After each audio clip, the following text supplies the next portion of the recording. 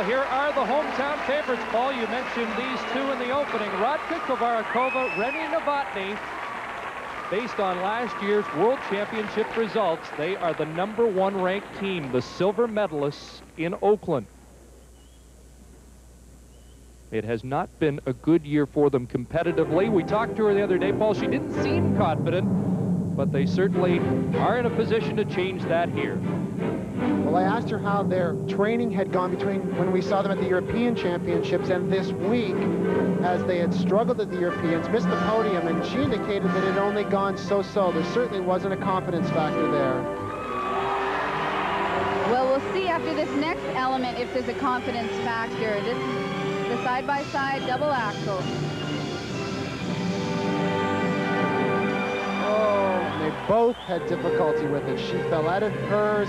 He puts a hand down, and as I checked the deduction list, it looks like they're going to be looking at least a 0.3 deduction. That's a shame, because with the clean performances that we have seen here, this should put them out of contention for the gold medal.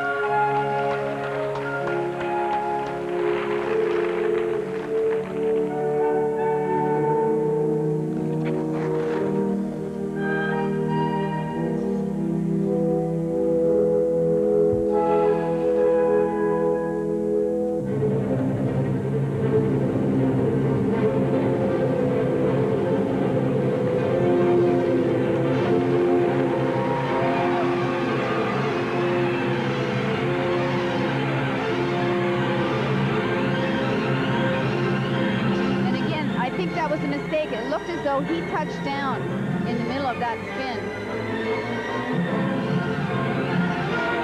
Well, in addition to the coaching staff of this team has been the former Soviet great Irina Rodnina, who in her own right was perhaps one of the greatest competitors I have ever seen.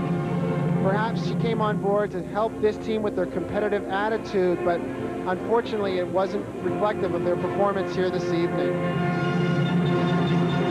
Coach said earlier they've both been suffering with colds all week long and just haven't shown the confidence that the currently ranked #1 pair in the world should have.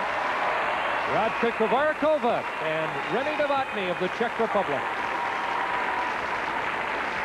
Well, I think it's the sign of a great champion who can come out in front of their hometown audience and really put down a winning performance. That's perhaps one of the greatest challenges to ever face an athlete. Here we see those side-by-side double axles. She's leaning outside hers. He has to break at the waist, touches down. And as I mentioned earlier, at least a 0.3 deduction. Here's that pair spin you were commenting on, Barb.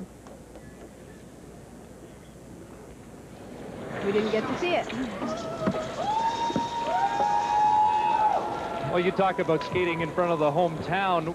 We saw last year the French really buckled under the pressure at the Olympic Games, and yet Susanna Rakamo and Petri Koko in Finland at the European Championships in January seem to thrive on it. Well, there's many that do. I mean, Kristi Yamaguchi in Oakland last year was another example of someone who rose to the occasion and used that hometown advantage to their advantage. There was Irina Rodnina. And now they'll wait to see what the damage is and whether or not they will be within reach of a medal. They were 8th in 90, 6th in 91 at the Worlds before their breakthrough last year in Oakland. Well, this girl is really such a sweetheart, and you sometimes wonder if you can be too nice in any sport, because you've got to have a degree of killer instinct to go out there and really lay it down, and she just doesn't seem to have that on a consistent basis. Hoping that they could become the first Czech winners since 1957. of the pairs event, and the crowd rhythmically clapping as they await the marks. I'm not sure they'll be clapping when they see them.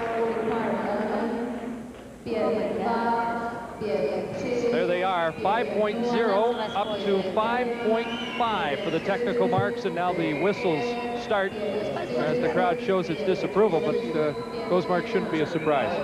No, definitely not. And I think we are going to see a considerable increase in the second set of marks. And now the artistic marks come up, and Barb, you're right on. They do come up. However, their best ordinals are two fourth-place ordinals from Switzerland and France, all the way to an eighth-place ordinal overall. Kovarikova-Novotny, who we thought might be gold medal contenders, are all the way down to sixth place. We'll be back with more from the '93 World Figure Skating Championships in Prague after this.